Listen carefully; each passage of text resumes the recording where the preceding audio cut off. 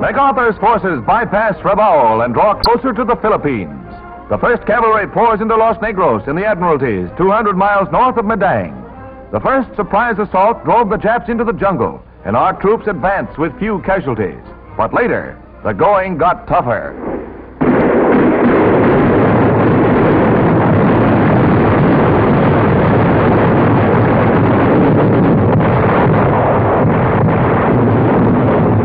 Yanks withstood heavy counterattacks by the enemy, reinforced by nips from nearby Manos Island. But strategic Mamote airfield was soon in our hands. Later, we captured the one on Manos.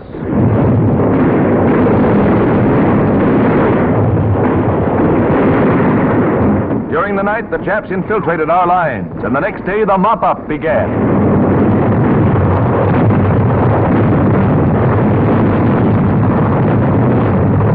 Medical Corps units care for our wounded.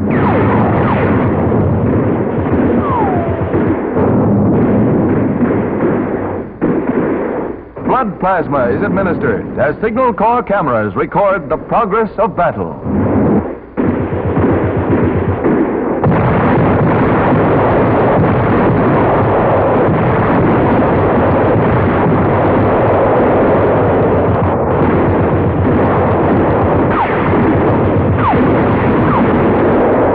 Many Japs remain entrenched in almost impregnable positions. Escape for them was impossible.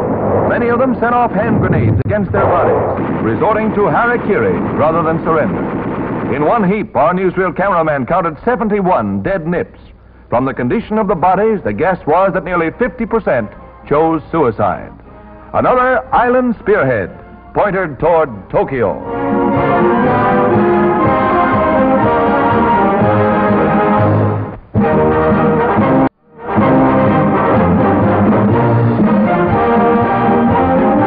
Sergeant Charles E. Kelly of Pittsburgh is well named the one-man army. In one busy day on the Italian front, he killed 40 Germans using all these weapons, volunteered for 3 patrols, and covered the retreat of his platoon.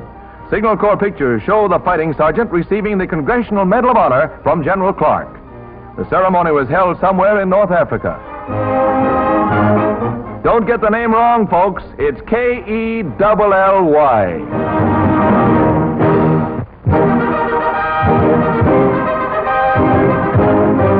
Of the thousands of pictures made by the press photographers of New York, the cream goes on exhibition at their annual show. Prize exhibits are spot news shots, perfect examples of the press photographer's ability in the heat of fast-changing action.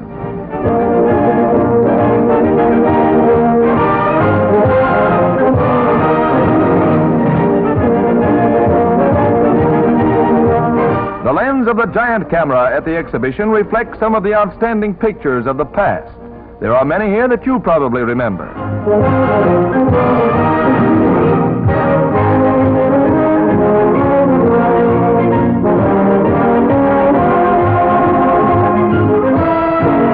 So nice to come home to.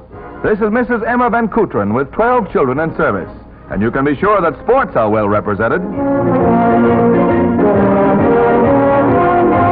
Governor Dewey awards first prize to Pat Candido for his Harlem riot scene.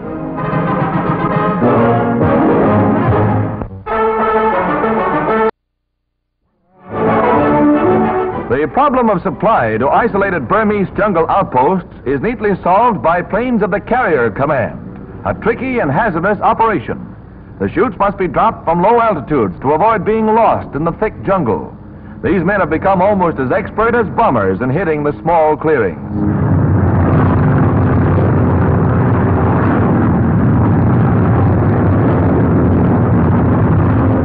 There's a real shot right on the button, as these Air Force pictures show.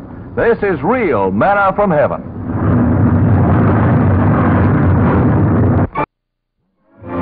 Five flight nurses at Guadalcanal take the spotlight, while members of the 13th Air Force line up in tribute as they received the Air Medal and Oak Leaf clusters from General Hubert Harmon.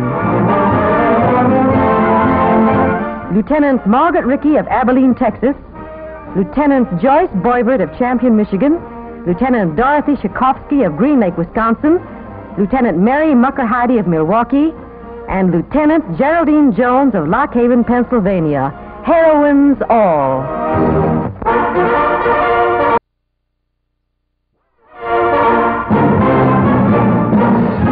The Army's versatile carbine has now been adapted to launch grenades. They have a devastating effect on enemy tanks.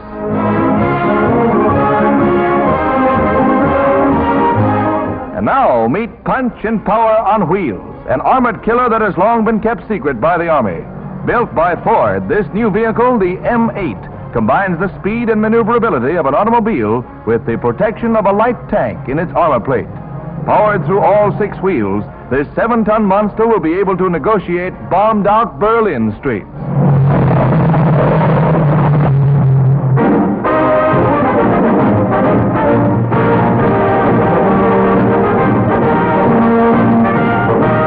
An exciting week of basketball at Madison Square Garden comes to its explosive climax with DePaul of Chicago meeting St. John's of Brooklyn in the finals. St. John's gets hold of the ball and the heavy action is on.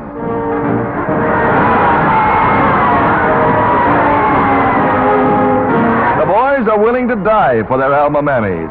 Before game time, DePaul was favored to win by 7 points.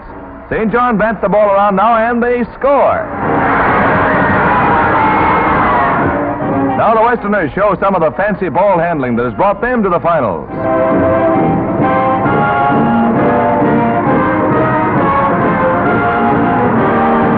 And sure enough, with a little fancy but thorough teamwork, they get one. It's action like this that makes basketball the leading indoor spectator sport in America. One more for St. John's.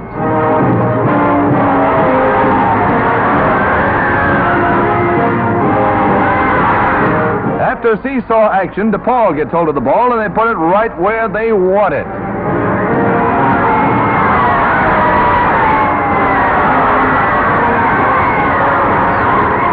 St. John, winner of last year's tournament, upsets the dope this year by copping this thriller 47-39.